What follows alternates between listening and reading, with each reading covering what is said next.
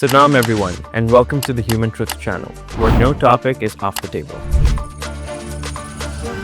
Professor David Belasco is a trailblazer at the intersection of entrepreneurship, education, and law, where you worked with visionaries such as Coach Pete Carroll, Dr. Brené Brown, and Kobe Bryant, to just name a few. Someone who has worked so hard, built a very successful career. You have no reason to come to USC, be a professor, handle kids' assignments, but you do it. Why? It's funny that you're asking the same questions that we ask in class, and sometimes the teacher's not even prepared for them. And I'd say there are unbelievable advantages to being hungry. When you have no safety net, you really bet on yourself. I look at it as like producing a creative masterpiece, almost like an album. If I could have had these skills, and they're psychological skills, emotional skills, if I would have had those at 20, I would have had a better life. I would have a lower risk of failure, and actually the research and the data says I would have made a lot more money. Yeah, you want to make it seamless for people to help you. You want to make it so easy that, it takes merely forwarding an email. No one wants to follow a leader who is tired, haggard, and miserable. I think if you could bottle it, we'd all be billionaires. All right, Satnam everyone, and welcome to the Human Truth channel, where no topic is off the table. Here we have raw, authentic conversations with guests on topics that resonate most with us at our core. Today I'm honored to be hosting the first episode of our new series, Roots to Routes. This series is where I examine personal stories of where people come from, their roots, as well as what routes they've taken to achieve the success they have in life. I'm honored today to be joined with Professor David Belasco. Professor Belasco, welcome so much to the show. Thank you for having me. It's great to be here. First, what does Satnam mean? Great question. So Satnam actually means truth is my identity. So Sat from the Sanskrit side of things means truth, and Nam means name. So when we say Satnam, this is something I picked up at USC when I took the Kundalini yoga class. Means that truth is my identity. And that's a great way I like to start off the show, especially because we are the Human Truth channel, where we want to have a honest, open dialogue on anything and everything. Well, that's perfect. It's every time that I am with you, every time you're in class, I learn something new from you. So today's topic, we are going to be joined with a Professor David Belasco, who is a serial entrepreneur, an attorney, as well as one of my favorite professors here at USC. Professor David Belasco, you are a man with many, many accomplishments. Firstly, can I just take a minute to thank you for taking the time to be here today? I know you have a very busy schedule, and I've been so excited that, I've dropped everything else to prepare for today's podcast. Well, it's a pleasure to be here with you. Anything for you. Thank you. So for our listeners who may not already know, Professor David Belasco is a trailblazer at the intersection of entrepreneurship, education, and law. He's a celebrated educator, dynamic entrepreneur, and accomplished attorney whose career spans industries and accolades. From selling companies and teaching transformative courses to receiving prestigious honors like the Golden Apple Teaching Award, Dean Service Award, and the Lead Blocker Award, Professor Belasco has left an incredible mark wherever he's been. Hailing from Rochester, New York, and having humble beginnings, Professor Belasco is a self-made man who graduated from the prestigious University of Southern California, where we're from, as well as the University of Pennsylvania Law School. Professor Belasco spearheaded at USC Innovation as the executive director of the Lloyd Greif Center for Entrepreneurial Studies, and he was also the co-founder of the USC Performance Science Institute. That was groundbreaking, sir. And he's worked with visionaries such as Coach Pete Carroll, Dr. Brené Brown, and Kobe Bryant, to just name a few. He's the mastermind behind the course Taking the Leap, the Entrepreneurial Mindset, where I had the pleasure of first interacting with you. This is also the largest undergraduate elective, if I'm not mistaken, right? It's up there. Up there, yes. And this is where students such as myself got a chance to gain rare, authentic insights from high-profile entrepreneurs, and that included billionaires with a B, right? Yes, I'm sure there's a few of those too. That was amazing. And beyond academics, Professor Belasco, you're also having made waves in real estate. You've constructed homes, you've sold homes, you launched your legal career at Latham and Watkins straight out of law school, and from mentoring startups at the Greif Incubator, right from being in the Marshall Venture Fund. You've really had a foot in everything. And it's such an honor that you're here today joining with us. And, Professor Belasco is perfect as a guest on our show today because he embodies the entrepreneurial spirit. He combines passion, strategy, and a commitment to empowering the next generation of changemakers. We're so thrilled to have him today. Thank you so much, sir. Thank you. I'm always inspired to be with you. So let's first start off by understanding you, Professor Belasco. What is your story? And let's start off with your early journey in life. Well, so you want me to start at the beginning, I guess, right? Absolutely. Chapter 1. So I was born in Long Island, New York. I'm the youngest of 5, and we moved when I was 2 to Rochester, New York, in upstate, well, some would say Western New York, near Buffalo, so one of the coldest parts of the country. And I was there until I was 18 years old when I came to school. Some working class roots would probably be, saying too much. We were pretty poor. Family was, raised by a single mother at some point. My father and mother divorced when I was 5. Sorry to hear that. And then my father died when I was 13, and my mother sort of took responsibility for raising 5 kids, 3 girls and 2 boys. And then when I was 17, she developed colon cancer, spread to her liver, and she died when I was 17. So by the time I was a senior in high school, I was not on my own by any means. I had 3 sisters who would never let me get off track. And then one sister moved home to look after us and make sure I sort of stayed going in the right direction. So finished high school and came out to USC, where my life really changed. Wow. And that's quite the childhood to have, and it's definitely not the easiest. Could you maybe talk a little bit about what were some of the challenges growing up in an environment like this, losing your parents at such an early age? I can't even imagine. Yeah, at the time you don't really know any better, right? And you're just surviving. And so, in terms of like neighborhood and friends and sports, I had a relatively normal childhood. At least I thought I did. Because you didn't see the bigger world back then. There was no social media. You didn't see how poor you were because everyone around you were sort of in the same circumstances. But had a hardworking mother who worked a couple jobs to make sure that we got by. Yeah. Again, the biggest thing is feeling so different. I think everybody goes through that. They feel different, and not different in a good way, different in like a disadvantaged way. Parent-teacher conferences when your parents there and things like that. There's always those issues. Well, why aren't your parents at your football game or your baseball game? And then you feel uncomfortable to explain it. So those are the challenges at the moment. But what you see at my age and over the course of a lifetime is those challenges and those losses have massive effects on your life, particularly your relationships, your ability to have relationships. And so those things, I think, have made me, for a long time, they made me very resilient, and I was on survival mode. I mean, I didn't cry from the age of 17 to 35. And now, as you know, in class, things touch me and I cry at a commercial. So I try and pass along some of that empathy to students. And, I think you'd be surprised by how many students here at USC have lost a parent or a sibling. And so when you hear their stories, I mean, that impacts me more than sort of revisiting my own. And so, helping those students know that they're not alone and other people have gone through that. And it's not easy. It's definitely not. I mean, I'm incredibly blessed. I have both my parents alive with me today. I've not had the most stable relationship, to say the very least. However, it's humbling. We sometimes take things so for granted. We don't realize what we have until we lose it.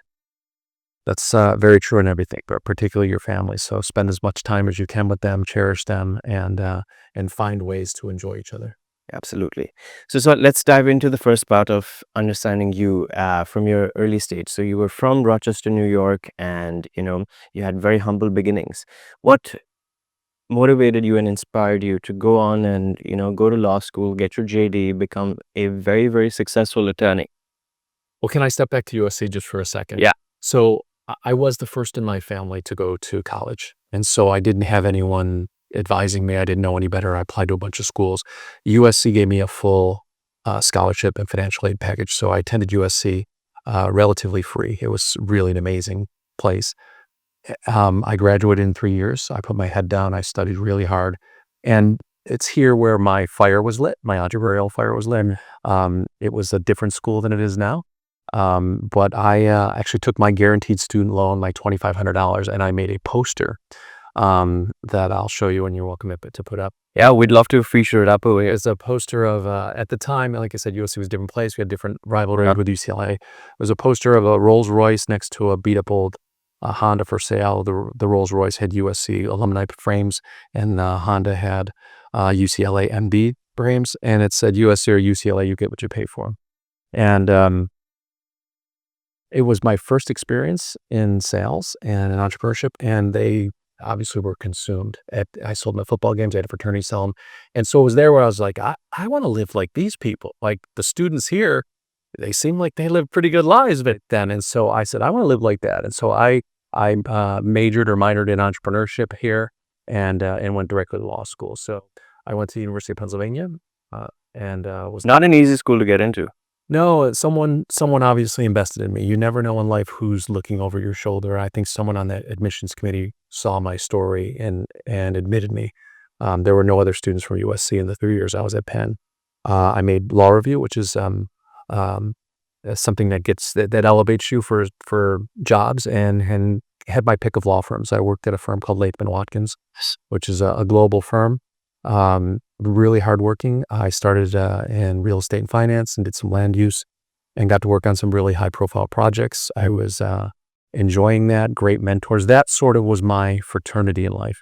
Both men and women. I wasn't in a house at USC. I wasn't popular. I didn't meet a lot of people here at USC, which you must think is ironic because, at USC now, my whole life friends through here. I have so many friends. Absolutely. But back then I didn't. And so, law school was where I built my base, and then Latham Watkins is where I found my people.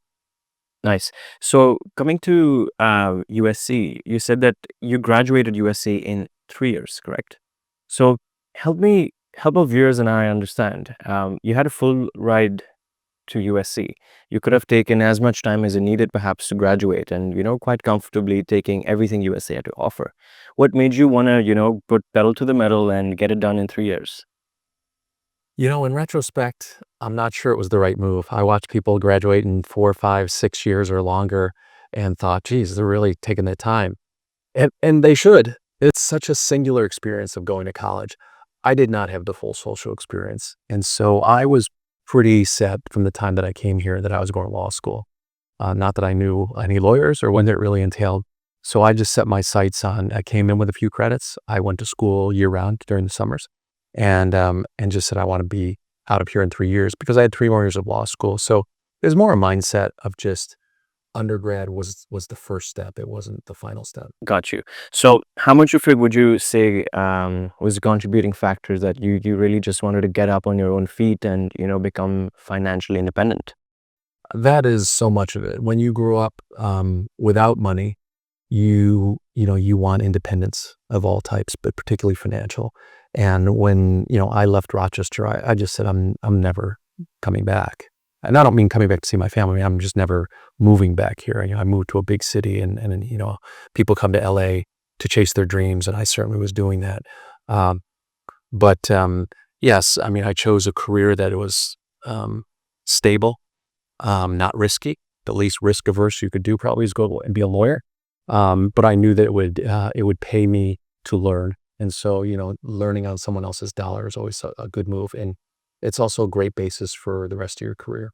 That's a great segue to help understand. You went from the life of stability as a lawyer to the life of complete instability as an entrepreneur. What was that transition like?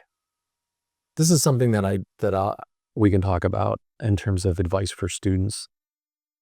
I left Latham Watkins. They gave me a indefinite leave of absence They gave me an office for 2 years as secretary. They said, stay here as long as you like.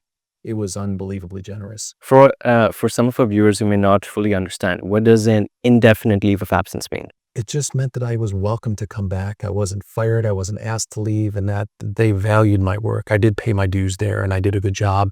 I had wonderful mentors and supervisors and friends. And so when I told them what I was doing, I wasn't going to another law firm. I could have gone in-house to one of their clients, but I started an environmental drilling company, which is the most random, nonsensical. I wasn't even an environmental lawyer, so I had no background in this. But, I was a good writer, and, I'd written a business plan in undergrad, so I must know what I'm doing.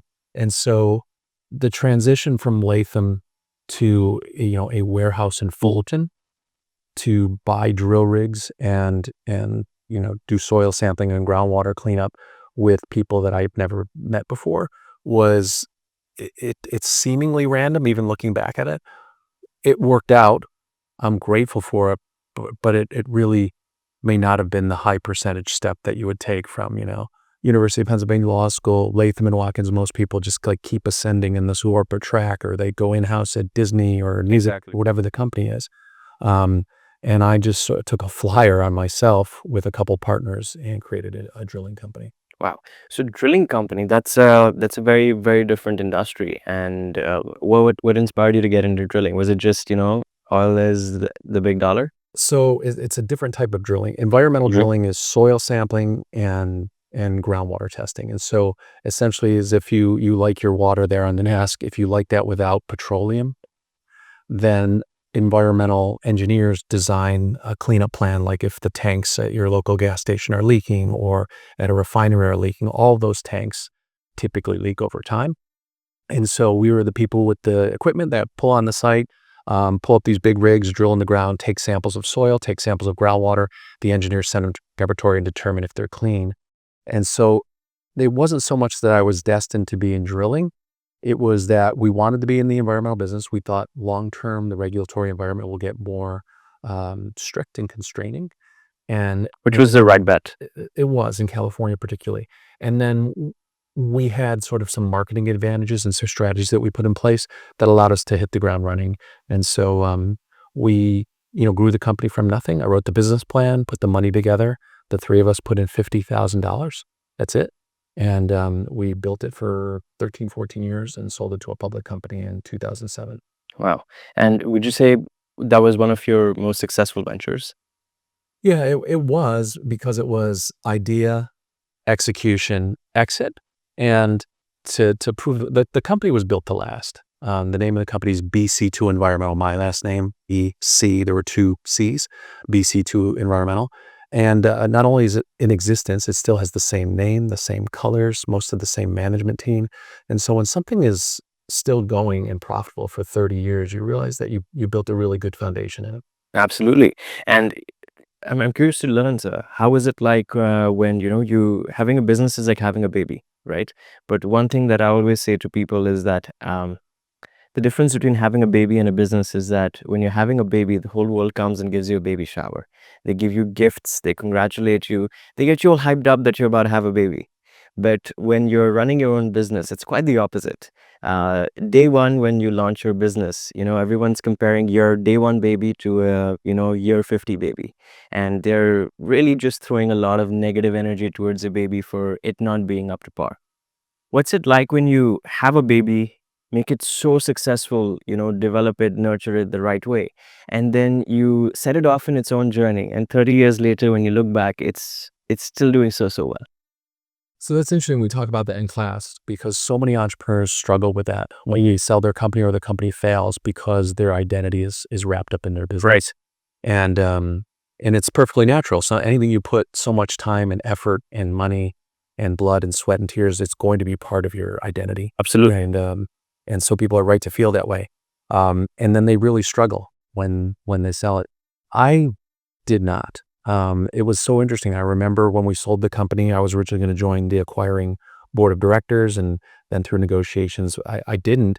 And I remember walking out after closing the sale. First of all, when that wire hits your account, and again, poor kid from Rochester, New York, you've never seen that type of money. in your account when it's zero. It's just not. It's just the balance is just more significant than you've ever seen. So there's that feeling of, oh my God, we did her. And then as I left, like a week after it closed, I was no longer employed there. I took my box, with my diploma and my personal effects. It was just this big. I walked out, I looked back at it and was like, I will never have to come here again.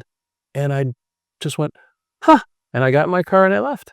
So it was like a freeing feeling. I don't think I was put on earth to own and run a drilling company. As proud as I am of what we built and the relationships and the people, and then really that's what it's mostly about.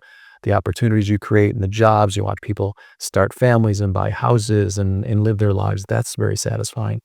But I wasn't here just to do that. Right. And I also understand that I enjoy the 0 to 1, the 0 to 5 years. I don't necessarily love the 5 to 20 years of just in the business. Got you. So at that stage, you gave it to people who would be able to run this company more professionally, manage the scaling and the growing and the numbers of the investors. One would think, but I also think we ran it extremely well, and it's funny. It's been sold twice, about at the same price that we. Oh, really? For. Wow. And so that gives me a great feeling that we maximized the value, and it's never been run as profitably as when we did it, because we didn't strip out the money. When someone buys a company, particularly with leverage, they're paying themselves back through loan and lease payments. And so when you're the founders, you're just paying yourself a salary, and we didn't have any debt. Now they have debt. So we ran it pretty well. Wow. We're very proud of that part. Nice. Would you say this comes under one of your top 10 achievements? From a business perspective, it's top, 1 or 2.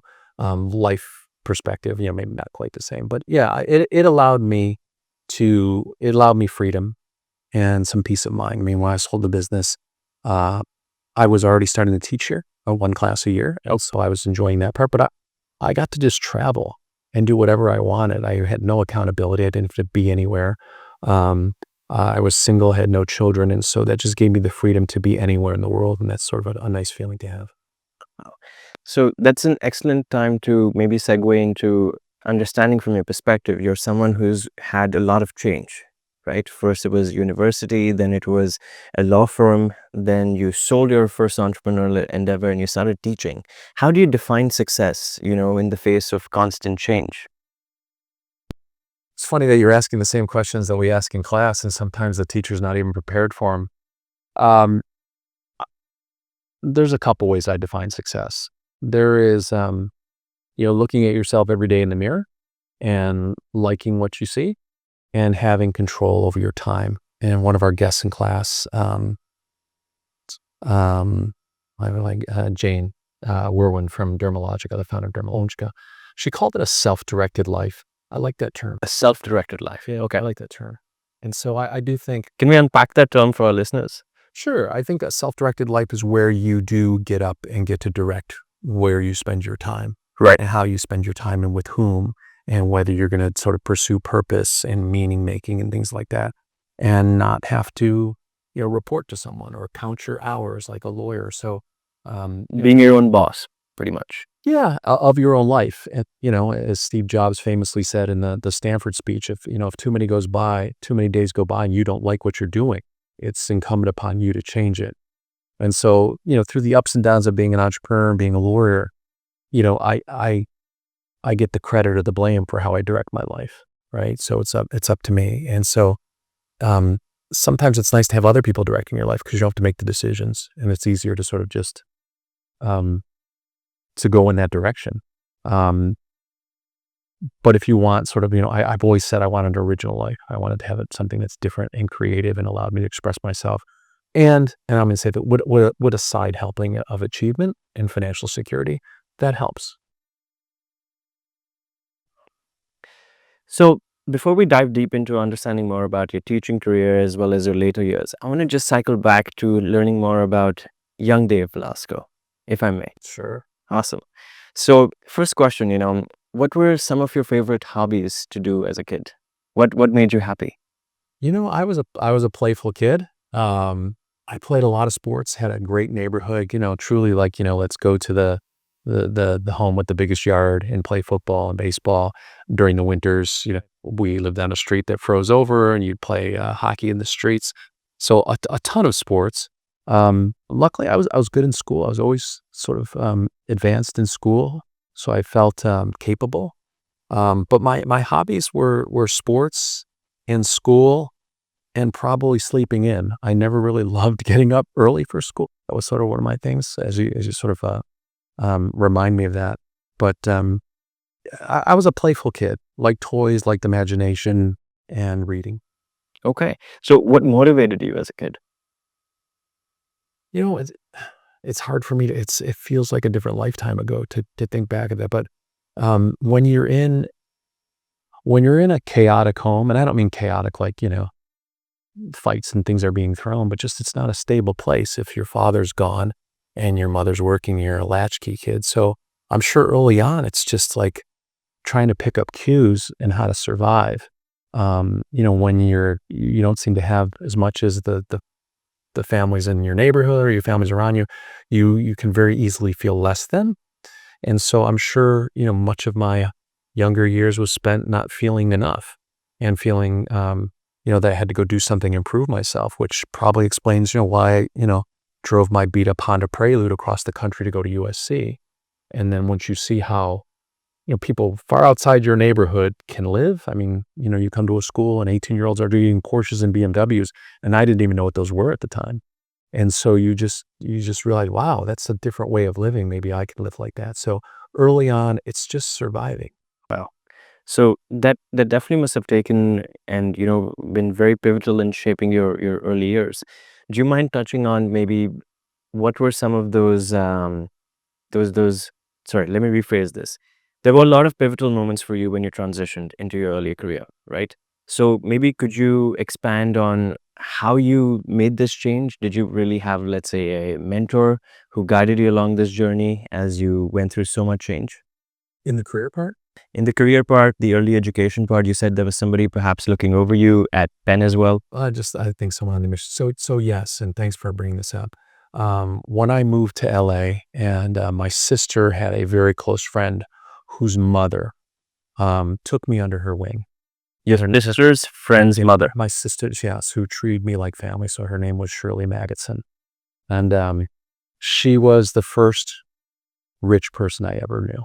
Well, and when I say, I mean abundantly wealthy, lived in Beverly Hills and was a patron of the arts, but was involved in the NAACP and so many organizations and brought me along and taught me so many things. So that was the first person outside of family who really looked after me and gave me so much hope and belief. I'll never forget truly, I used to just park at the end of her street and stare at her house and just say, someday, I'll have a house like this. And so I really idealized her and looked up to her. And when I shot that poster, when I was 18 years old and was selling it everywhere, and I was like, a little entrepreneur. And I'll never forget sitting at her breakfast table at her house. And she's like, "Oh, David, you're going to be much richer than I am." And so for an 18-year-old to have someone who believed in you that much, and someone, who I just saw who was so successful and so generous and so making such an impact, I'll never forget her. She really, really changed my life. Wow. So that sounds very, very profound. Could we, sit on that for a little bit? She was very inspirational to you. She showed you the life that you had never seen, and she really showed you what else is out there in the world that you could work to achieving. How was your relationship with her like, and how did it transform over the years as your career picked up and you developed into who you are today? Well, she was like an aunt that we weren't related. And it was someone, you talked about mentors. Well, when your parents, pass away early in your life, and one is, my father was not a good role model for me. And so I never wanted to emulate him. And my mother was busy working. So I didn't get a ton of guidance or advice. And so I've always been constantly seeking role models and mentors, particularly men. We need that in our lives. And so she she showed by example and not by telling me or lecturing, or just by like bringing me into environments where I could observe what was possible. And through her, I met politicians and philanthropists and business people. And, she'd introduced me as though I was worthy of being in those rooms, when certainly I hadn't done anything other than knowing her. And so it gave me great belief when I probably didn't have much of that early on. And it made me feel, when everyone went to spring break and they were jetting off to all these great places and they were taking their ski weeks and everything, I didn't have money or a place to go. And she would just say, well, go to my house in the desert, go to my house in Arrowhead. And she just made me feel like, I was worthy. Wow. That sounds so amazing. And, I can kind of relate to that because when I came to USC, I did not ever imagine how profound the game would be over here. Coming from Singapore, USC was always said to be the University of Spoiled Children. And I wouldn't want to say that. That's what its reputation was when I was here. Exactly. And today USC is definitely something completely different. However, coming with that sort of impression, when I came here, I saw every student had a couple $1,000 Goyard bag. They had the Porsches, the BMWs and whatnot. Do you have any advice for any students at USC who might be watching this today, who might be going through a similar situation, where they feel maybe that materially they're less off than their peers?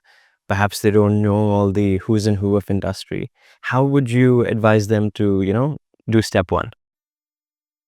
So this one, hits home. I was so intimidated to be here because, when you're poor, you sort of look at people with money in a different way.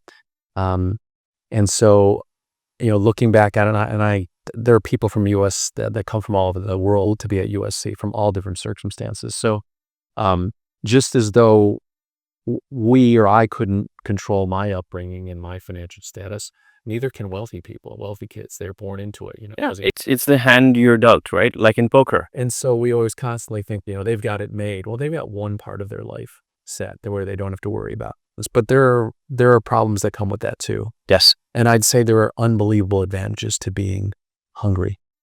And I'm quite certain that I got through USC and law school and Latham and being an entrepreneur because I just had a different gear, because I was really, really focused. There was no, I had no safety net.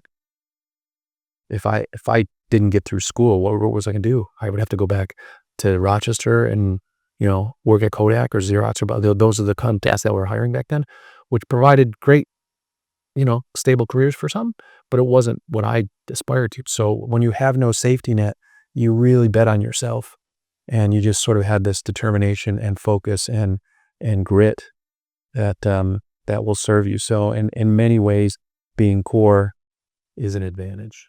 That's awesome, Professor. Well, money is a great thing to have, and don't get me wrong, but it's not the reason why we're here. It doesn't wake you up in the morning, and that was the lesson. After I'd sold the company, I really thought my identity was, I'm a guy who's going to be really, really, really wealthy. And if you'd asked my friends and me, they would have bet on that. And after I had a little bit of money, I say, Rochester money, as opposed to we know the people around here that have so much money. I'm not in that category, but once I had a little bit of money and comfort, it didn't wake me up anymore. It didn't wake you up anymore. What do you mean? I didn't get up saying, I need more, or do more deals. I woke up with what can I do to be creative? What can I do to make an impact? How do I serve? Those things started switching me on much more. And so, I love this saying, I think it was Garrison Keillor that may have said it, that art is an imperative, more powerful than commerce or something like that. And I look at how do you express yourself creatively? How do you, live a self-directed life, one that's interesting and has impact on others. So those are the things that started to motivate me more. That's also a very great point you bring up, because something that I learned early on, and I'm so grateful I learned this early on, because I, a little bit like you, was also I was very enamored by the glitz and glamour. I love the Rolls Royces. I'm a cars guy and watches guy. Nothing makes me happier than seeing and learning about it. Always made me wonder, how do I achieve those? But then I realized that money is a tool. If you're a tool, it'll make you a bigger tool. And what I think is the point we should highlight to a lot of our listeners, is that after you came into money and you worked your way to the money, you really were able to do what motivated you, what inspired you, and we got to really see the true, most authentic version of you shine. Today, we are at USC, where you have no reason to teach. You are kind of like, Donald Trump, if I think about it, who has $1 billion, has no reason to be in public service, but, it makes me wonder if he's really doing it out of the goodwill of his heart. So I see you, sir, someone who has worked so hard, built a very successful career. You have no reason to come to USC, be a professor, handle kids' assignments, but you do it. Are you asking why? It's look, you will get this more than most at your age. There is nothing comparable in the business world that compares to the fulfillment of teaching, especially young people. And so, I always, I was a pretty good lawyer, pretty good entrepreneur. This part of my life I put my heart into, and I think the students can see it. I don't have to do this. I get to do this. I mean, our last class last night in the sports, like our class, people feel it. People cry in our class. Last night we got Professor Miller pretty good in terms of like thanking her, but it's just like, I look at it as like producing a creative masterpiece, almost like an album. Producing a creative masterpiece, that's a good one. And to look at the semester and produce it and see how we can like move you and make you think and inspire you. I love the canvas, but mostly I'm just so inspired by students, you being one of them. Being around young people at this wonderful inflection points in their lives, when they've left home for the first time, they've come to college, they've met all these new people, they're pursuing new topics that fascinate and interest them, and then they launch and they go to grad school or they start a company or they start a job. It's just really a unique and special place to be here. So let's talk a little bit about, unique and special places, one of them being Latham and Watkins, right? So I want to understand a little bit about what that mindset shift was for you, because like you said, you lacked stability in the early parts of your life. So when you moved from law to entrepreneurship particularly, how did it affect your relationships, your work environment, your culture, mindset? Because it's one thing to have a fixed paycheck coming into your bank account every month, and it's another thing to be doing a startup when you don't even know if you're going to get paid next month. Yeah, that's something that I would not gloss over for people. So I was a 5th-year associate at Latham Watkins, on track to be partner. Partners at Latham Watkins are probably among the most highly compensated lawyers in the world. And what kind of numbers are we talking about? So, a junior partner is probably $500,000, but as you get, you'll make $3, $4, $5 million a year and more, depending. Latham's actually more, it's not the high and the low. They're more of the, they don't sort of compensate the superstars quite in the same way as other law firms, or they didn't. But, it's 7 to 8 figures, with, a lot of stability.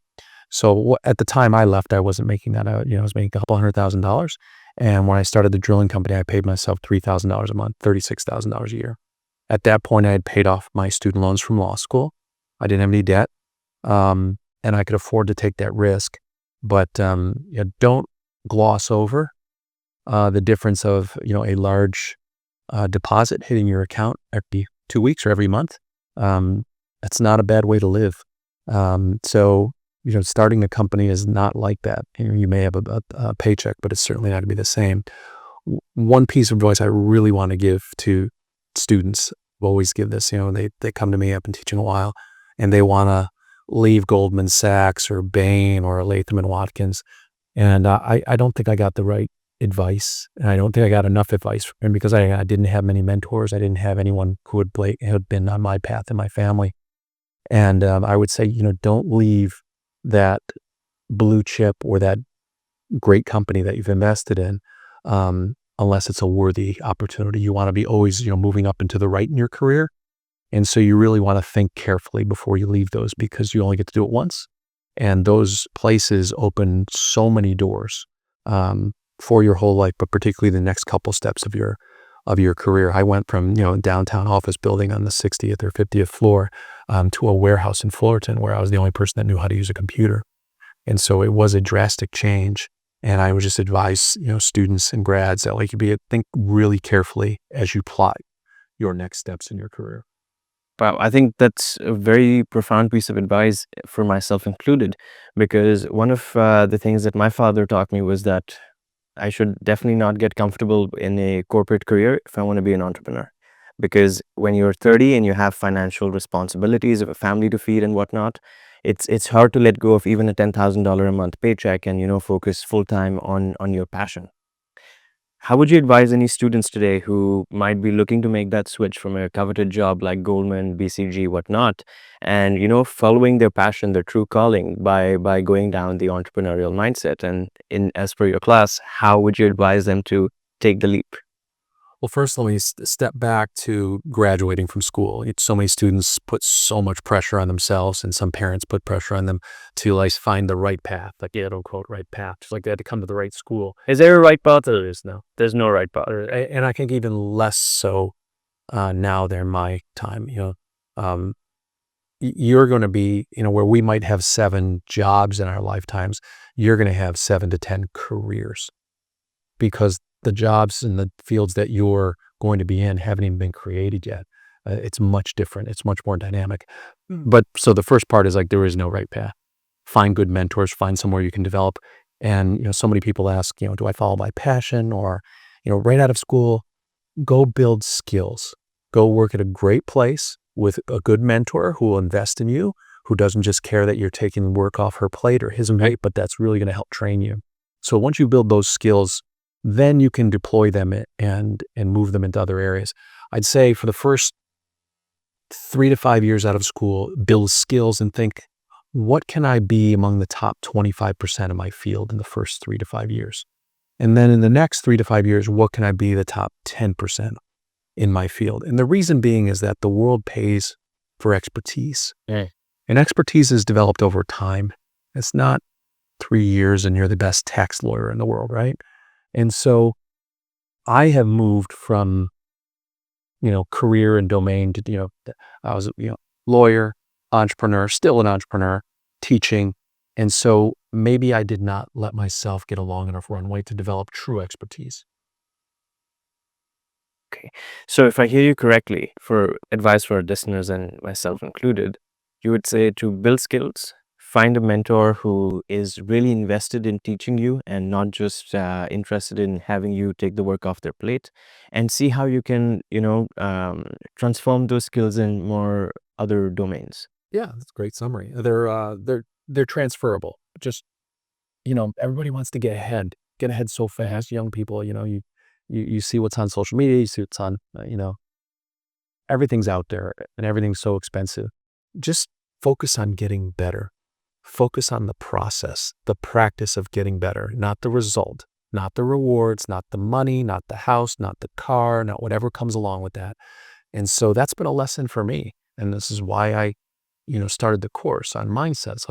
If I could have had these skills, and they are skills, they're psychological skills, emotional skills.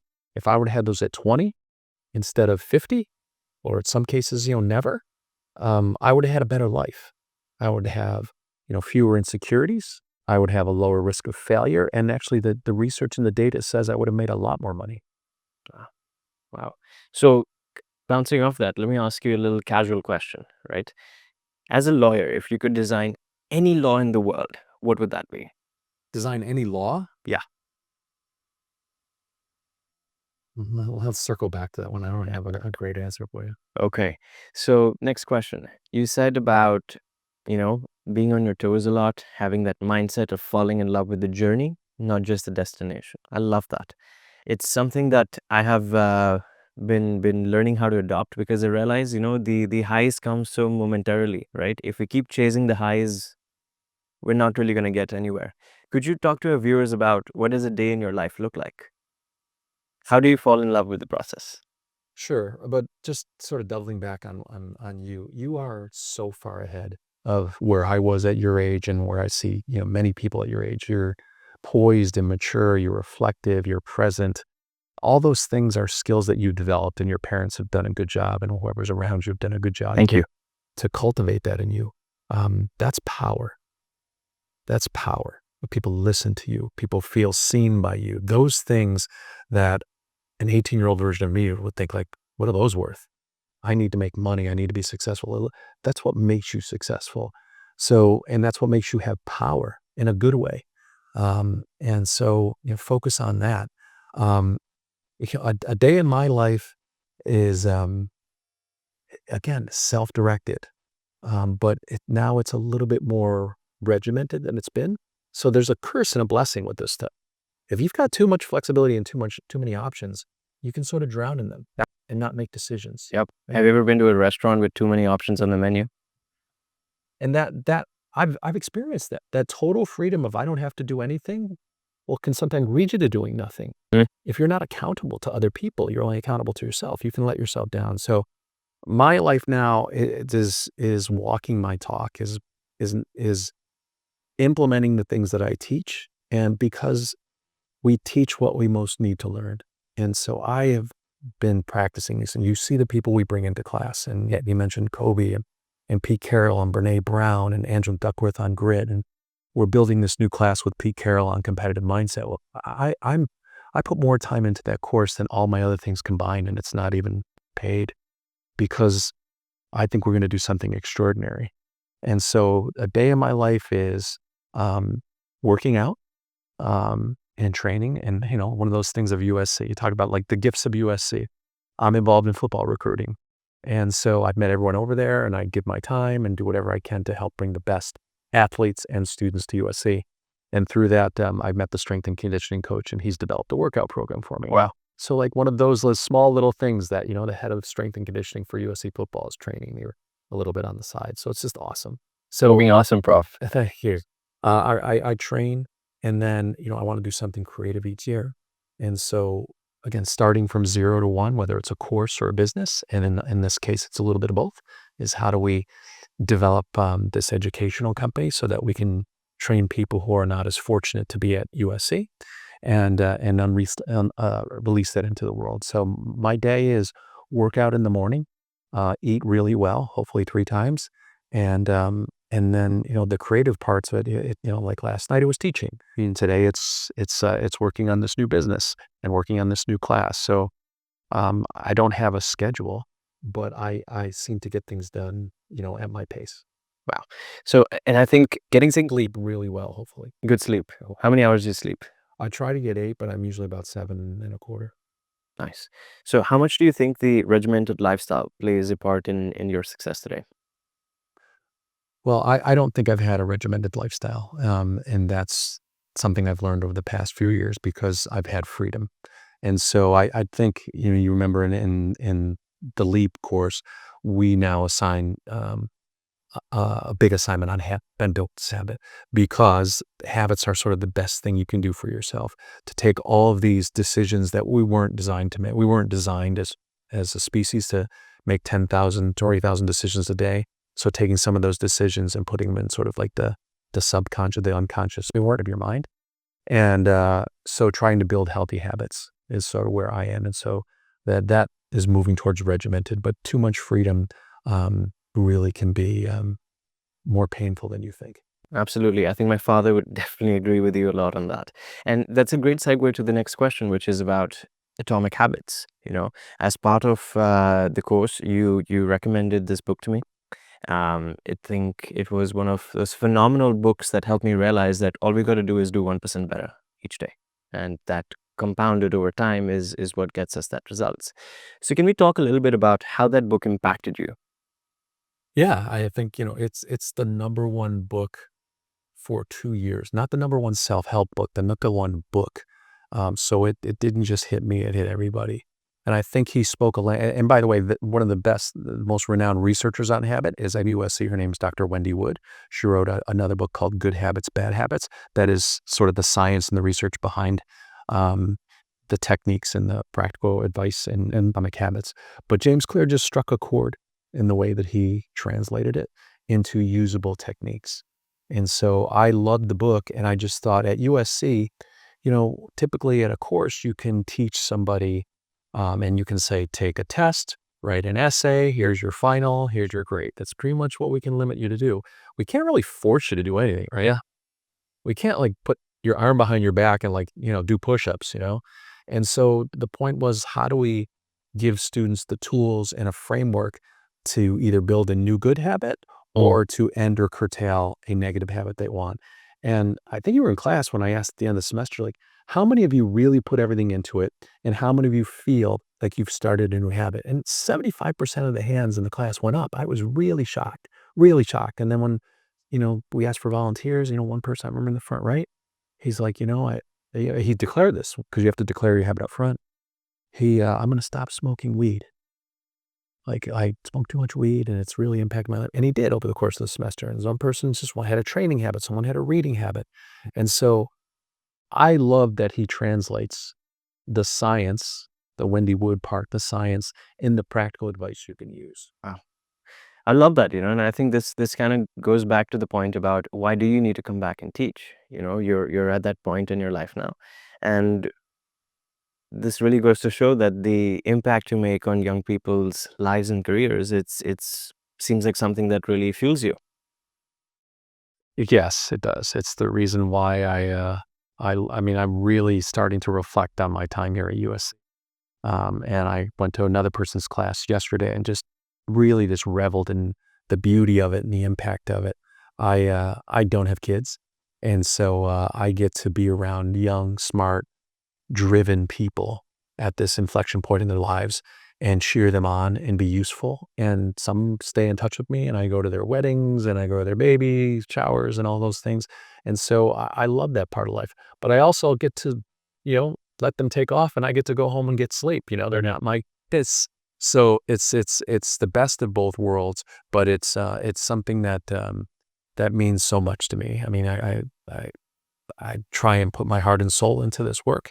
And as I said, the work itself is fun. Wow.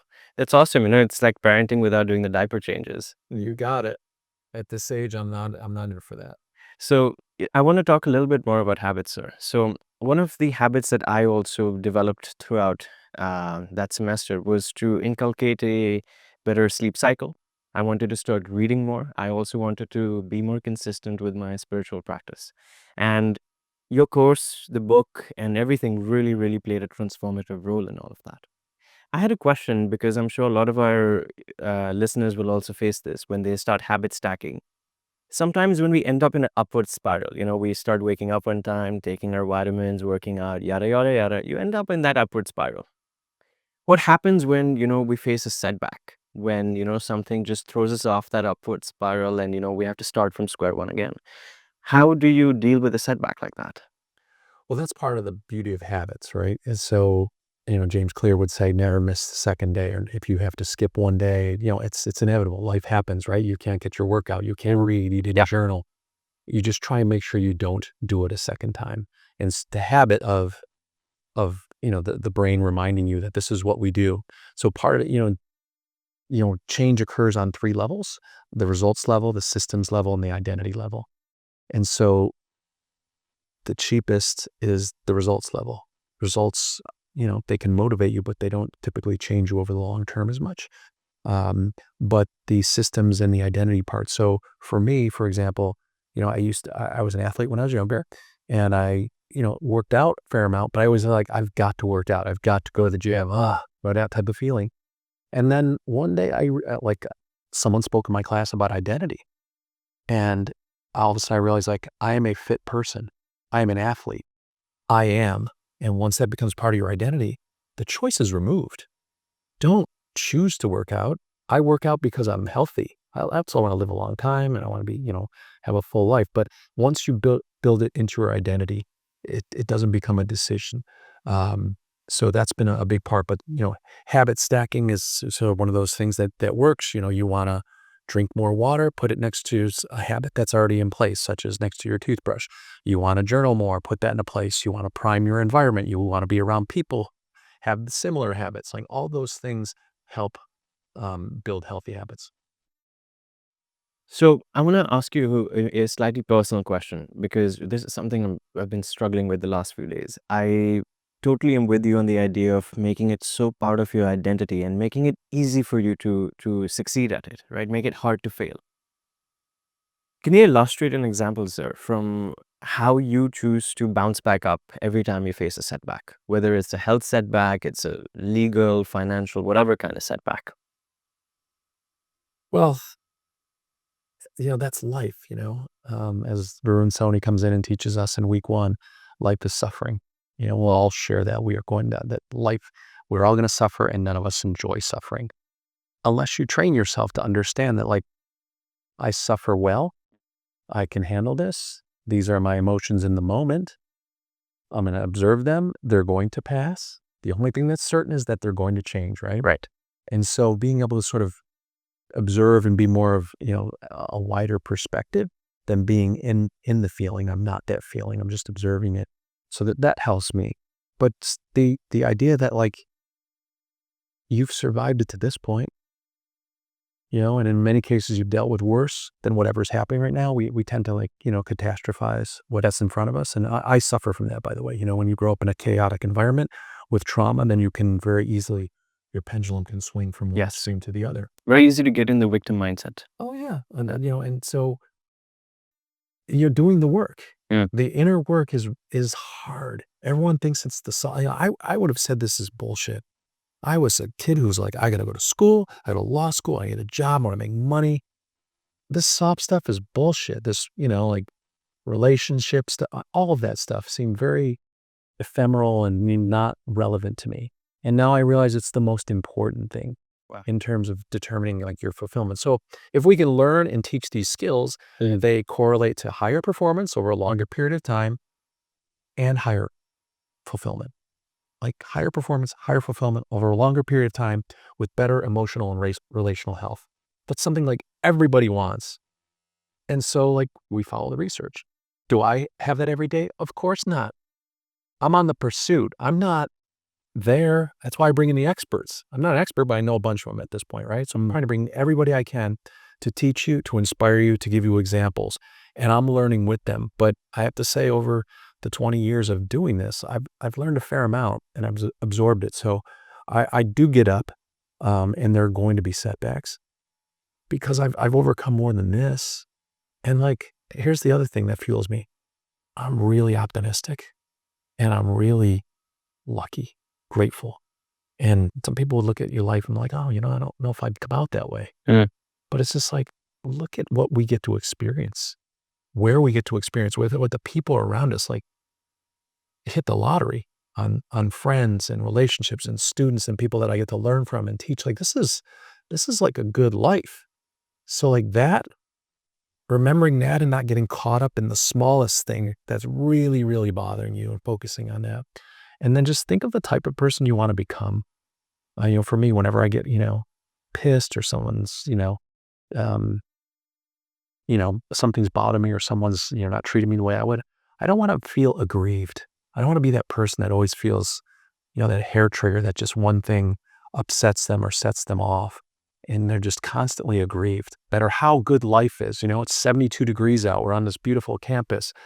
We're learning new things. Like, the holidays are here. We're going to see your family. Like, there's so much to be grateful and thankful for, and I'm going to let this one person or event upset me. So it's sort of having that.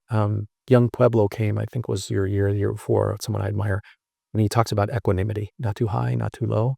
And again, my personality has not been that. It's been sort of really, really, really on the high, and then going low to being too much. So just trying to find that balance. True. And I think the last part that you said about how if we focus on whatever we focus on is where our attention will flow, and that's what will make our life. I used to be someone who was very negative. I used to always, my aunt jokes about this, I was the kid who was grumpy on the side. I was, I was not who I am today. And I faced one of the lowest moments in my life where, I have no problem sharing this anymore, where I went to a doctor and he diagnosed me with clinical depression, anxiety, all those kind of things. And I was facing a low moment in my life where I was very suicidal. Every time I saw a truck coming, I was just like, Adi, one swerve, let's end it. It's so much simpler. And then I decided that, I'm not going to take these pills.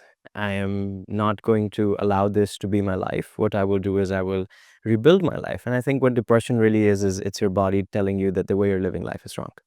I started doing this thing that I still practice to this date, which is called gratitude journaling. Every night before I go to sleep, I try to see what happened today that I can be grateful for. And on some of the toughest days, maybe there's just 2 or 3 things. But it just goes to show that if you're going to look at the things that didn't happen your way, you'll have n number of things that didn't go your way. But even if you find 2 things that went your way or one thing that went your way today, it's something to be grateful for, right? Things generally work out, especially if you've got that type of leaning towards optimism. It does, to know you now as such a joyous person, the way that you affect other people. I'm so happy that you came through that. I can't imagine it, and it saddens me because you're not alone on this campus. It's a very difficult time. Historical levels of anxiety, depression, overwhelm, suicidal ideation, all of that, things that I didn't confront so much. But it's very real. It's very real, and anyone can go there. It is. It's capable. So, like having people around you that are looking for you and that can hold on to you and stay close, and that you can confide in.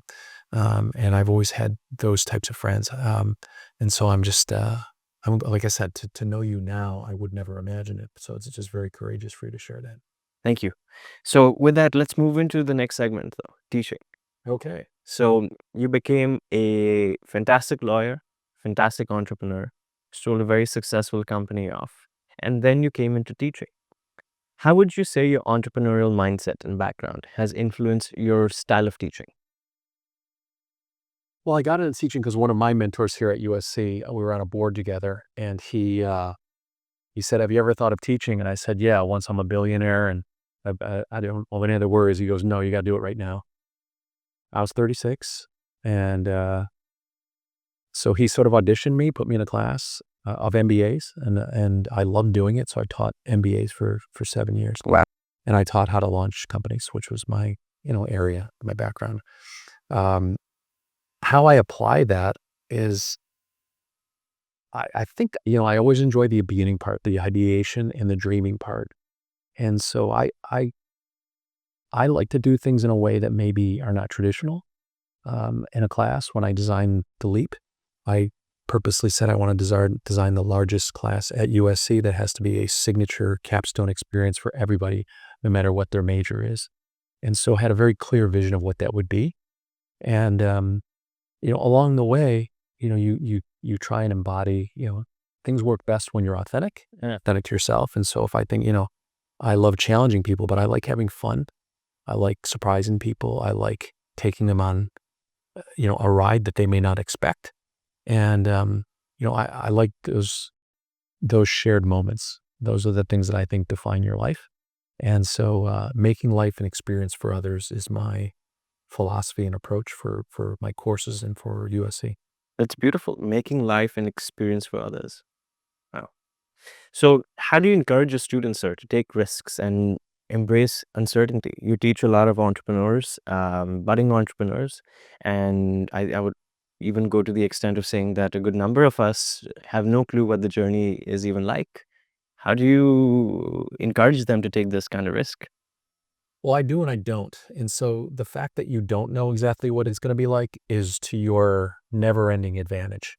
If I would have known about drilling, that it was the most risk-intensive, capital-intensive, insurance-intensive, injury-prone, highest workers' compensation field, I would have never gone in it. Right. It was foolish, Right. looking back. But no one could have told me it was going to fail. I never thought about it failing.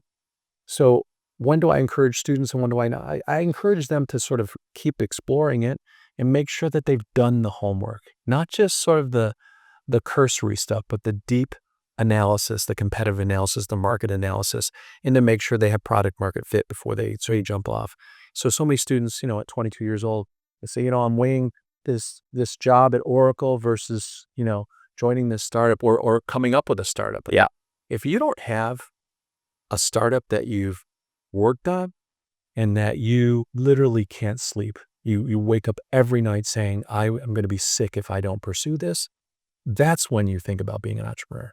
When it possesses you and you have no choice, that's when you're an entrepreneur. But just sort of, hey, let's get 3 business students together in a conference room and a whiteboard. Best idea by Friday is our business. That's not the way to start. So I encourage them to go through the process. That's why we have, a formal way of exploring and doing feasibility and then launch and take them through the process. No shortcuts. So that's interesting, but I'm also a little confused because on one hand, you mentioned that if you knew everything about the drilling industry, you may not have wanted to go in there. However, on the other hand, you're also saying that it's important to do the feasibility analysis, do all the market analysis and study. And we live in the age of information now.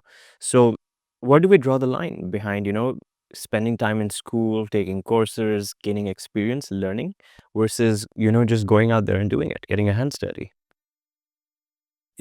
So there's a lot of trains of thought on that. The experience itself of being in a startup and launching a startup is so valuable, whether it succeeds or not, because you're also young and you can always go get a job. And so there's a high value of your time. And actually, there's a low monetary value on your time in terms of what you'll be paid. And so you can take risk while you're young.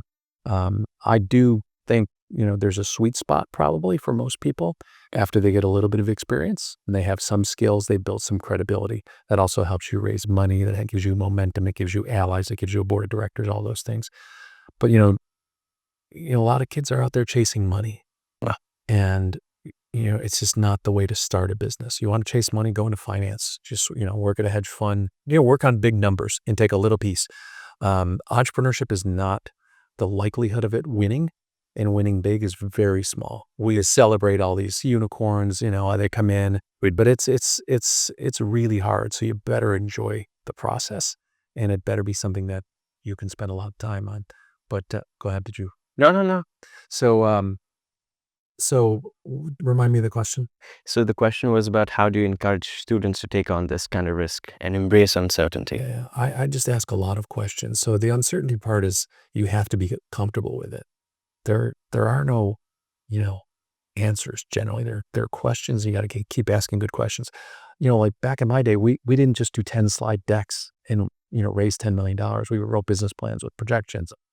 I look back at my business plan, no joke. It got us funded by Wells Fargo Bank. It was one of those like holy cow moments when like someone says, I've never seen a business plan like this. We never fund new companies at a bank, but we're going to make an exception for you. We went down the elevator with a commitment for $950,000. And I look back on that business plan years later, and it was so accurate. It was so close, even the projections. So like I had been really thorough about it and dedicated, 6-7 months to just doing that. Wow. When I was transitioning from being a lawyer. So, you look at students and you just got to see how serious they are. I don't ever tell them what the right answer is. I just keep asking questions about different options and we'll them find it. But, as I said, there is no right path or right answer. And, I'd say this, like your 20s are a one-time event. Yeah. So you can make as much money in life as you want and can chase it continuously. You're only young once. So those experiences are really important. So you just have to, what I tell people now from, the class on mindset is, what metrics are you measuring? Is it all financial? Is it meaning making? Is it, how do you define success? That's one of our assignments. How do you define success and failure? Is it taking risk? Is it showing courage? Is it being compassionate? All those things are ways to measure yourself and not just, do I have a cash flow that makes money? Wow. That's a lot to think about. Thank you. So with that being said, what are your thoughts on the current education system? One thing that I have experienced is that less companies are now favoring the degrees. Back in the day, we had a system which said good grades, good degree, good job. And now I see an increasing sentiment where institutions, corporates, whatever, they want people who can solve problems for them on day one. They don't want to hire someone with, the best accolades and degrees and then pay them so that they learn on the job. They want someone who can come in day one, guns blazing, and solve their problems. However, the traditional education system has never really been about teaching people problem-solving skills, has it? What are your thoughts on that? Well, I think you're right in several respects. College is not a vocational school typically. They're not teaching you how to be a professional unless it's accounting or law or medicine. They're teaching you how to think. They're teaching you structure. We're teaching you organization and critical and analytical thinking. Those things are invaluable. Entrepreneurial thinking is another way of putting it. And so that's what people are hiring. So I think, that's why there's been this explosion from when entrepreneurship was taught at USC in 1971. And when I was here in the 80s, it was rare. It was actually, entrepreneurship was for the people who didn't have jobs yet. Entrepreneurship now, it's so popular. Every school's got it because it's important to have that type of thinking in order to not just get a job, but to flourish in life. I do think that education is still the one thing in life that can help level the playing field for people who don't come from advantaged backgrounds. So, where would I be without my education? I know where I'd be, and it may be a good life, but it may not be. So USC, coming here and going to Penn Law School, that elevated my life in a way that, is immeasurable. So I still believe, particularly for people who come from backgrounds that, where both parents aren't doctors or lawyers, things like that school is a great place. But the idea of structure and organization and then building relationships, when I was here, I can count the number of friends at USC on one hand. I was not popular. I wasn't in a house. Now, thousands of people, hundreds, if not thousands of people. I've taught 4,000 students. They've grown up. They're in their 40s and 50s, and hilarious, unbelievably successful in all these different industries. And so the network that you're building here will, help buoy and elevate your life for a long time. So I just think it's still valuable. I don't think, there's one score and I'll die if I don't get in at that type of thing that the kids put, pressure on themselves or their parents too. I don't believe in that. But I do think that there's a new model. And I think, we've touched on, and we've had Gary Vaynerchuk in our class, and we've talked about it, is that, schools tend to teach towards a test and memorization. Well, AI is making all that irrelevant. Exactly. And useless. Exactly. Now, a 10-second query on your device will be smarter than every human who's ever lived. And we'll have that instantaneously. So what's the purpose of memorizing things? So it's understanding the critical thinking skills, analysis, and then also all the skills we talk about that AI will never have. The traditional soft skills, but the ones are the hardest ones we talked about. Exactly. Purpose, identity, meaning-making, resilience, self-compassion, redefining success and failure, grit. Those are the things that you'll never get from a non-human source. So those things, I think you get through the experience of college. Yeah, and I love what you said about, how AI is going to replace all memorization. 40 years ago when students would say that, why do I need to learn mental mathematics? So I'll have a calculator. Professors would say, well, you won't always have a calculator. And then Steve Jobs came up with the iPhone. Today, as we move into an AI-driven future, I think, to your point, the education system really needs an overhaul. We really need programs that teach us how to critically think, how to evaluate, how to, develop those soft skills. And I'm so honored that, I have a professor and mentor like you. You're also teaching the next class, which has actually motivated me to stay in college, which is The Game is Life, next semester with Coach Pete Carroll, with Dean Varun Soni. We're going to be examining the intersection of spirituality, performance mindset, entrepreneurship. It's going to be fantastic.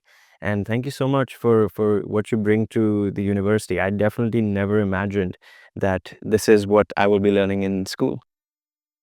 Well, thank you. It's students like you who inspire us to create these things. And this new course with Coach Carroll and Varun Soni is going to be unlike anything any school has ever seen. It could only be done at USC. And I don't want to spoil any surprises, but you're in for an unbelievable experience. And we have been putting our full hearts into it. We've been meeting in Seattle. He's coming down next Friday to spend another 2 days on it. He's flying down every week from Seattle to teach this class. And so it's close to his heart. It's close to my heart. And we're just excited to give this experience to you. Absolutely. I'm so excited. I think we're going to have you back on next semester to just talk about how that experience has been. Sure. If you're in the class, then let's get Coach Carroll and Varun on. Hell yeah, absolutely. So let's talk next about, one of the most important things I learned from you, which was keep it short, keep it simple, and that everyone here wants to help you. Can you talk about, whether there's a story behind this? You said to make it easy for people to help you. Yeah, you want to make it seamless for people to help you. You want to make it so easy that, it takes merely forwarding an email. You're right. So someone like you, like your teachers are there in your corner. You've earned their trust. You've shown up. You participated in class. You're an extraordinary student. You're present. You elevate the entire class. So your teachers are there to help connect you. And so, especially adjuncts who are not full-time tenured professors who don't live in this world. We live outside of the university particularly. And so we have more relationships with industry since that's where we live. And so we want to help students. You and your family have spent a lot of money on this education and time and investment. Out the other side, if you're not launching a company with capital, hopefully from sources we help connect you with, we want to make sure that you have a great job and a great career start. And so it's part of our responsibility and joy to help you. Our purpose in life is to help you. So the ease of that is you send an email that really just says, here's what I want to do. Here's where I'm most valuable, a role. Here are industries and maybe even companies, if you want to get that specific, that I want to work for in this role. Or say, this company is advertising this role. Do you know anyone there that you can connect me? And here's my resume, here's my LinkedIn page, super short, that I can just say, hey, founder of Calm, founder of Headspace, wherever it is, you've spoken in class, you met this student who's on fire, he would love to help join the company.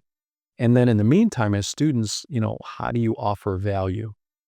You don't want first meeting, nice to meet you, can I have a job? Right. You want to be able to offer so much value that people will create a job for you. And Right. So during school, I would, when you meet people in class and outside of class, or see how you can solve a problem for them as opposed to what can they do for me. And we talk about this in class, inducing reciprocity. I do something for you. And unless you are a psychopath, it's human nature for the person to want to reciprocate. Even if it's not quid pro quo, they just think, God, he was so thorough and prepared and on time and followed through. Man, I would love to work with that person. And so inducing reciprocity, there's ways to do that. And I think you can work on those skills while you're here. Wow. So what philosophies do you carry into the classroom then? Yeah, I've shared one of them. My philosophy is to make life an experience for others. And then my underlying philosophy is to care the most. And that sounds soft. I guess to young Dave, that would sound really soft, to a lawyer, care the most. But care the most is actually pretty rugged when you think about it. It means care about the details more than anyone else, care about the execution, care about the level of preparedness, care about the experience, care about what other people are thinking and feeling. And then at the next level, it's truly caring about the person and how they can be successful. Because the next step after you think, it's very linear. I want to take care of myself and then I'll take care of the team and build a culture. Well, it doesn't work that way. Right. It's at the same time. It's all at once. And so building that culture where you're investing in people. And so you're going to learn this in the class next semester about relationship-based coaching. And you're there way before I was. Most people are living in their heads and very self-centered and only think about how does this impact me. You maneuver through the world in a different way, and people feel that energy. You care about others. You think about others. 2 weeks ago, you came to me and you brought me a couple of really thoughtful gifts for me. Who does that? And so you're already so far ahead of thinking about others. And the more you can think about them, and there's a selfish reason too. The more I know you, the more I know what makes you tick, the more I know what drives you and excites you, the better we can like align you with that, because the more aligned we are with our purpose and our identity, the more things we can accomplish, because work doesn't seem like work. Work is a joy. When Kobe Bryant was here a few years ago, we had students just, on stage asking a question, and Sarah Hughes, one of the best beach volleyball players in the world, asked him, what did you learn at the end of your career that you wish you knew earlier in your career? And, Kobe was just, stone cold killer on the court. Yeah. And he just run people over. And his answer was empathy and compassion. I wish I understood that more so I could relate to my teammates and make them better. And it was a really honest answer that, from one of the most competitive, driven athletes in any sport of all time, to say, I wish I was more empathetic and compassionate. So those things are not soft. They're tested in like the most rigorous environments, and we have to learn them. Excuse me. No worries. Wow, Professor, that's such a beautiful thought. And the next section I was going to transition into would be to examine your network, because at the end of the day, your network is your net worth. And one of the coolest things that I think about you is that you're incredibly, incredibly well connected. You've built genuine relationships with the who's and who in the world, whether these are the billionaires or celebrities like Cindy Crawford. They know you and you know them on a first name basis. What I find so amazing is that, it's not just about how much they admire you for something or the other, not just for your work, but for the kind of person you are, for the energy you bring into their lives. How do you cultivate that? How do you build a network as expansive as yours? I don't think it was that intentional. I think we gravitate towards people that we want to be with and spend time with. The early part of your life, as I mentioned, you want to be independent, especially if you're broke. You want to be independent, independently wealthy, independent to make your own decisions. And as you move on in life, you want to be interdependent. You want to be connected and dependent upon and with people who share your values and vision and joy and support you. And so building that interdependency is important, cultivating that. I now have slides on building network and inducing reciprocity. Of all the things in life, and regrets and second guessing, the one thing I will never second guess or regret are the people around me and who I've got to meet and spend meaningful time with. And so,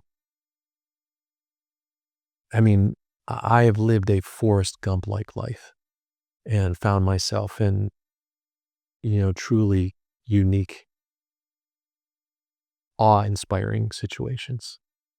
And, there are times when, the kid from Rochester just really just thinks, holy shit, this is really pretty wild, the phone home moments. And it's not for celebrity. It's that you're sharing something, the shared experiences. And so, we talk about students so much, and we're trying to give them an indelible experience that they will take and never forget.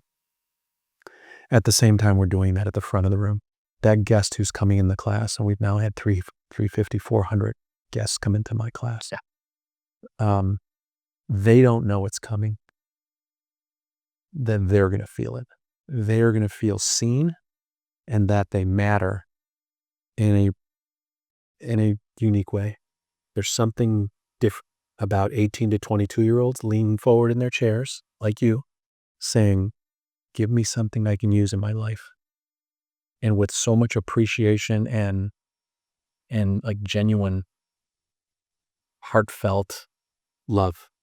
And so when our guests feel that, they tell everyone else. I've had people turn to their husband, wife, and just say, you have to go speak in this class. It's unlike anything I've ever experienced. Well, and so that is this experience that we've cultivated in class. I think if you could bottle it, we'd all be billionaires, because it's a feeling that can't be replaced by Zoom. It can't be replaced by AI. It's a shared human experience. And so I wish I had the 10 steps. I probably should at this point, but just having shared some really unique experiences from, having the Lindsey Buckingham of Fleetwood Mac play 3 acoustic songs in Bovard and then surprising him with the USC band and reuniting Tusk that they made a platinum record on, to having a USC music student surprise Sarah Blakely of Spanx with her favorite song, Sarah Smiles, and the curtains open and then there's a band behind it, to having a student poet recite a John Legend song for John Legend. But, those things are just twists and ways that we make people feel seen. You mentioned Cindy Crawford, and, we hosted this event called True North, Yes Sir, which was 10 years of my class consolidated into one day, high performance mindset by some of the best people that I've learned from and brought to USC in one day in an auditorium in Santa Monica. And it was like life-changing for me. Oh, it was phenomenal for me too. We had Cindy Crawford, Gary Wee, and met Coach Carroll for the first time there. It was amazing. Yeah. And then, like leading experts on self-compassion, Dr. Marissa Knox and Ben Holtberg on purpose and identity of Aaron Sony, Jim Quick, Lauren Newstetter from Hello Sunshine, one of the best storytellers in Hollywood. So it was one of those days in life where you work towards and you say, this is really something extraordinary. And what that taught me more than anything, it was so humbling because I always thought those people that show up for me at USC show up because it's USC, because it's a bright, shiny object. It's an unbelievable brand in the world. Everybody wants to go here. Everybody's kids want to go here. And so I just always wondered, would they show up outside of USC? Now, some are close friends, and I knew that, but some I knew primarily through this experience. And it was so moving and touching for me that Cindy said yes when I asked her. I said, I put the location as close as I could to your house in Malibu because I always had you in mind for this. When we spoke in class, she gave a really poignant masterclass on gratitude and how she lives her life. And so I just felt we never finished that. And so we had this conversation. And when she said yes, I just really value her in such a, we're not close friends, but I just really appreciate her. And I know this sounds odd, but just, we talk about languages and what you respond to. Well, for me, it's showing up. I show up for friends and I'll cross oceans and countries and get on planes and whatever it is, I'll show up. And when people show up for me, it really moved me. So that day was powerful. And so when people show up at USC, I will always be indebted to them. I will show up for them, their kids, whatever they need, because they've given us something that we can never replicate. So some of these things we know at the time, you don't know at the time, they'll never happen again. Some of them, when you're orchestrating them, whether it's the music or the surprises, it's a once in a lifetime thing. These students will remember it forever. And so those are the things that I love producing. And then we've got a couple more in store, before my time here ends. Your time here ending. I hope we have a good number of years till then. We'll see. I love teaching here. Let's hope they keep asking me, but you just never know. So I really have started framing things as, let's treat this as maybe the last time we do it. And so let's just really relish it. You were in class, in the sports class.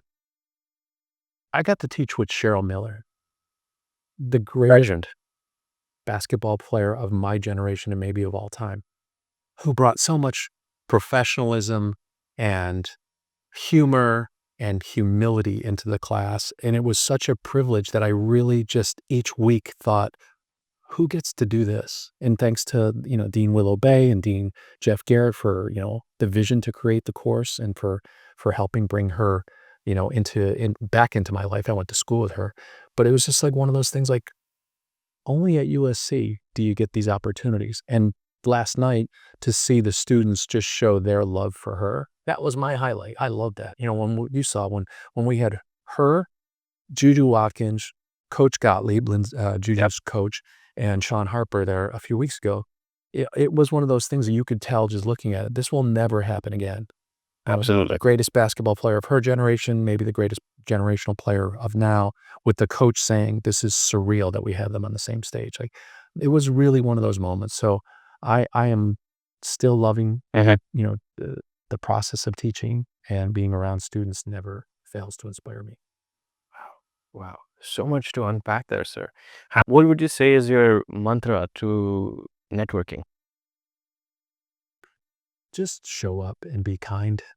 That's it's that simple. It's get out of your own head, listen to other people, and think about how you could be useful to them and help them. I've got a friend and sort of a mentor. You probably may have Ben Vandebunt, who also tests the class here, and massively successful entrepreneur. He's one of the few people in life that just calls me up and just says, you know, I was just thinking about this. This would be a really interesting opportunity for you. And then he's thought it through. It's not just like, oh, this came across his desk. He's thought it through why it applies to you, why it uses your strengths, why you'd be uniquely qualified for it. And for that reason and for other reasons, like he shows up. And so I think of him as like, how do I think about other people? At this point in life, it's not about me. It's at school, it's never been about me. I want to be part of it and I want to have fun, but like, how can I be of service? And so that's where, the reciprocity of building a network is how do you, show value to someone else so that they want to reciprocate. I think, what did Gary Vee call it? It's like jab, jab, hook or something like that was his first book. But again, you're not asking for something upon a first meeting. You're trying to deliver value. His mantra is, I want to give more than I get. Yes. Because I never want to owe anybody anything. And that's a good one too. That always shows that he's leading with. I mean, when I called him for True North, again, thinking he's spoken in my class 3 times. How many other professors have had Gary Vaynerchuk 3 times? And asked him for True North. We don't have money because Gary Vee commands 6 figures easily. So does, Cindy Crawford, Pete Carroll, all those people. Yeah. And he's like, I'll do it. And I was just like, why would he do that? And he's like, we show up for our people. So will I do anything for him? You bet your ass I will. So like they're living examples of how you build a network. And I'm just sort of following that. So for students who might be listening here today, and they might want to give and add value to someone in the position like Cindy Crawford or Gary Vaynerchuk, what are some things they could do? Well, I always look at sort of, you're trying to solve problems, right? Isn't that an entrepreneur? We're solving problems. We're not like, I want to start the biggest business. I want to solve a problem. Like, I can't figure this thing out. And so if you listen to them in a class and they've given you an hour and a half of their business life and what's going on in their business, where is it where you could add value? Are they trying to reach Gen X, millennials? Are you their audience? Could you give them a marketing study? Could you be a product representative on campus? There are a variety of ways that, your age group, even you don't have the experience, but you are the customer and they want to reach you maybe with a product or service. So there's like, you have time. Can I put together a team or can I do a research project? In the sports class, we had, the CEO of Liberty Media since Formula One and TripAdvisor and the Atlanta Braves and so many other companies. And he was talking about certain things. Or we had Off Ball, a new sports news service. And so they needed people. They truly are building, a new business. They need young, smart people. So I would say, look to be of value and service to them. So look, is there a project I can do for you? And then I'd always say, how do you stand out? You don't stand out in a group of 30 after class shaking hands. Everybody, I want to ask you another question. No, they've just given you 2 hours of their time. You're not going to, don't take more time. Yeah. Wait a week, then write them, then stand out, because you don't want to be with the crowd. You want to stand out. And how you stand out, I think, is, something you said really stuck with me and you repeat it to them. And this is how I'm going to apply it. And you don't even have to ask for anything. You just say, I am so grateful for what you taught us. And I'm going to touch base with you time to time when I have something that's really, perplexing or that I need advice on. And you don't even give them the opportunity to say no. When Gloria Steinem was here and we had the students, give her takeaways. What did you learn from the Steinem's talk? And, they lined up and they read to her and you could see how moved she was. And she said, the highest compliment for an author is to hear her words back. And so like finding out what moves people and getting to know them is an important way to figure out how to add value. Wow. I think that is definitely a very, very practical life advice for all our listeners out there. And especially what you said about, the approach and standing out. It's so important, Um, Can I give you an example of that? Oh, yeah. So this is one I use. So it was when we were selling a company. So Tom Barrack was a founder of Colony Capital, alum of USC, former trustee, quite successful in real estate. He was the Greif Center Entrepreneur of the Year.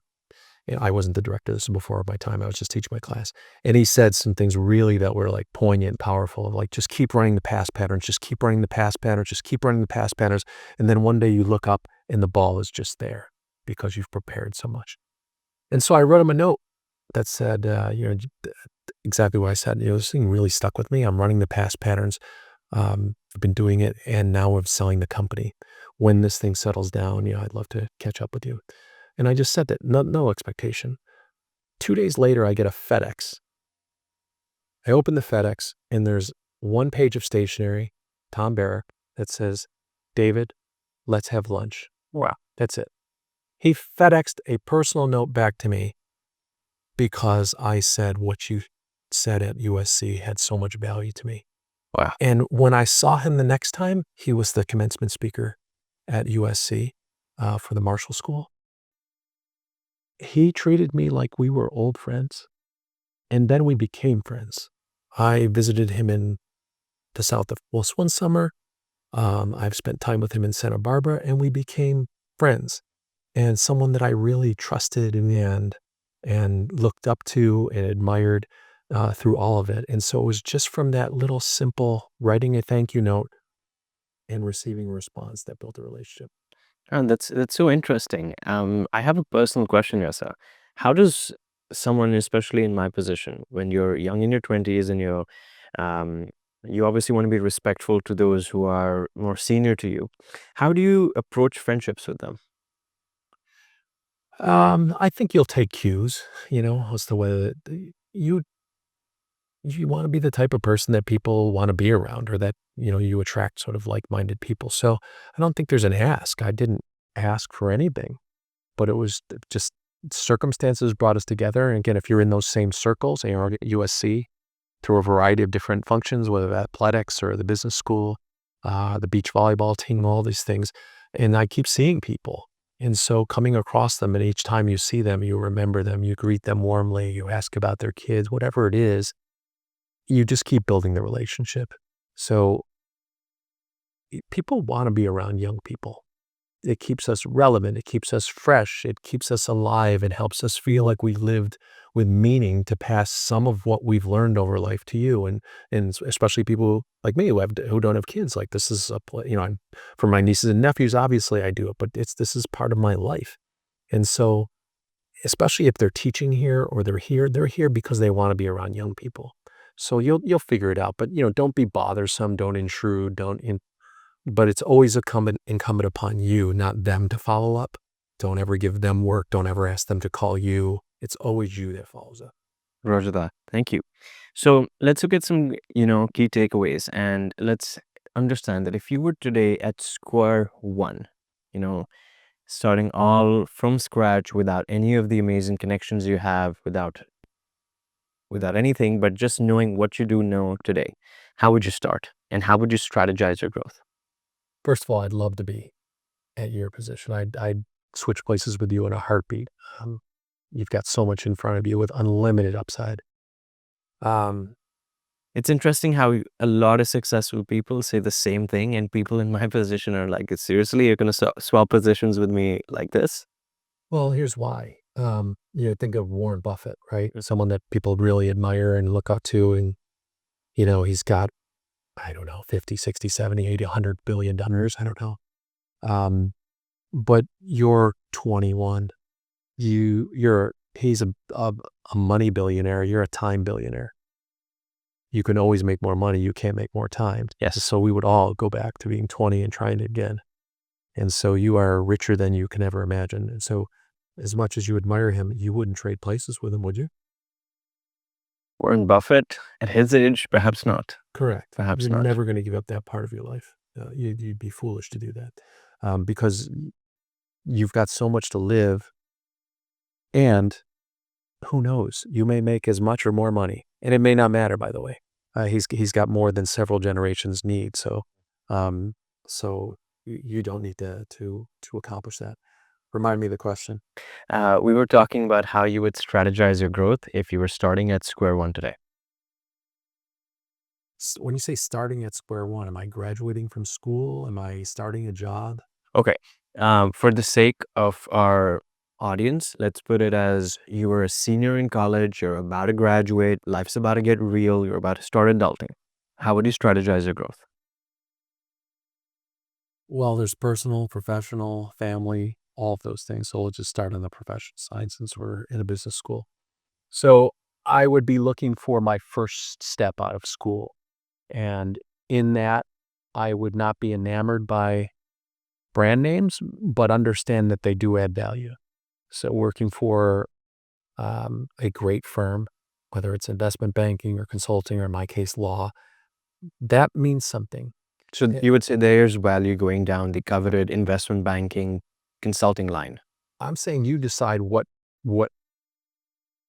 avenue you want to start it.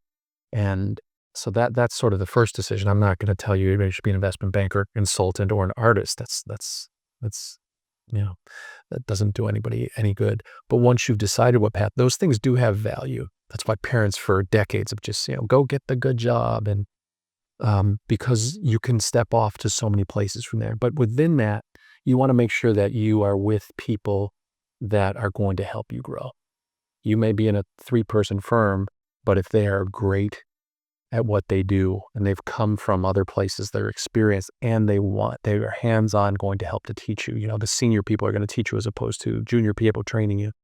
There's value in that. So finding people who really are vested in your success and that you can build relationships. So that's first and foremost is just like, what's my first step? Understanding that there is no right path and that there's no guarantee, there's no script. There are safer paths, accounting, consulting, all those things, law, those are safer paths. And so you can build a good base. But you give up something in the process, of course. You do. So my advice is build skills. This, I like, you probably listen to, is it Scott, what's his name? Galloway from NYU or Columbia? I'm blanking on his name. Scott Galloway. Scott Galloway. Yeah. Okay. So Scott Galloway, says anyone who says follow your passion is already rich. Yeah. And can afford to do that. And so my advice is go build your skills. And that can be in any of the fields that you choose, but become really good at. As I said earlier, in the next 3 years, what could you be in the top quarter of all people doing that job, all people in that profession? And in the first 5 years, could you be in the top 10%? And look at that, because once you're good at it, there'll be opportunities that come your way just organically. People are attracted to people who are excellent at what they do. And so building those skills is more important than following your passion. Now, if you are doing something that you are miserable in and you're, working 18-hour days, as our friend the Goldston said, if you're busting your ass on something you don't like, you're just a hardworking failure. That's pretty blunt. And many of us are in that position today, right? We're doing jobs which we don't really like, clocking in the 9 to 5, just so that over the weekends we can go back to numbing ourselves, right? Yeah, that's reality. It's sad to hear, but it's important for me to hear. And, finding some meaning in it, either, at the worst, meaning in the suffering that you have overcome and that you're good at it and that you can overcome other things. But more importantly, when you're young, it's good to cross things off your list. I wanted to do this. I don't like it. I'm crossing this off and going a different direction. When I came here, I was going to law school, so I thought I had to be a political science major. I took a political science class. I'm like, not for me. Change my major. So it's good when you're young to be able to change direction and cross things off. And to see what you don't like. Of course, that's helpful as well. Save yourself the time and hardship. But if you are truly doing something day to day that makes you miserable, then you have to change. Unless it's, look, there's nobility in all types of work, and especially if you are supporting yourself, supporting family once you have kids. Like, the nobility of that's purpose, right? I work so my kids can go to college, so I can feed a family. All that stuff that far exceeds anything that sort of I've done. So finding purpose within the work, and even looking up to whatever company you're working at or organization, looking at their mission statement, the glossy one on the wall, and where do I find myself in that? Where do I connect with that? A place like USC, no matter what your role is here, like look at the big mission. Mm. We're helping, dreams come true for young people. Well, this is the place where people come to chase their dreams. And so to be part of that is really inspiring, even regardless where you're. Look, I get to be in the classroom, so that's amazing. But, I'd feel similarly if I was in facilities and housing or student aid, helping students afford this place, academic services. Like I've met so many people here who are so inspiring and mission-based, intentional about helping young people. And so this place of all places, I hope you find, joy and, get closer to purpose. You don't have to know it now. You're young, but that you're moving in that direction. And for you, you just have unlimited upside with your talents and interests and people skills and brilliance. So, just keep trying and ask big questions. Even if you don't have the answers, just keep asking. Beautiful. I think that's going to be a amazing, amazing thing for my parents to hear, because every parent-teacher meeting that they did attend, the one thing they heard from my teachers was, your son asks too many questions. Really? Yeah. Every PTM. I can see that, because curiosity is a wonderful trait. Yeah, and I honestly never let it affect me, because my mantra was, I'd rather be an idiot for a second by asking the question than be an idiot for a lifetime. Got me in trouble a bunch of times, but honestly, I feel I learned, I grew, and that's what matters. That's what matters. Like Brian Grazer wrote a book on curiosity. I spoke in class. Curiosity and optimism are probably as closely, there's no one type of entrepreneur. There's no one set of traits that define success in an entrepreneur, but those two are prevalent everywhere. First, optimism. Pete Carroll likes to say, that I believe something good's about to happen, always around the corner. And Paul Orfla, the founder of Kinko's, in terms of like optimism and joy, is like, no one wants to follow a leader who is tired, haggard, and miserable. That does not inspire anybody. So like those two things, optimism and joy are the two things that I think that will serve you very well. Beautiful. Optimism and joy. I think that's an excellent note to wrap up our conversation. There's so many things that I wanted to talk to you about today that we did not get the time to talk about. We must have you back for episode 2, sir. It's my pleasure to be here. Anything for you. And you could easily take my job in the class interviewing and do a great job. Cheers. Thank you so much.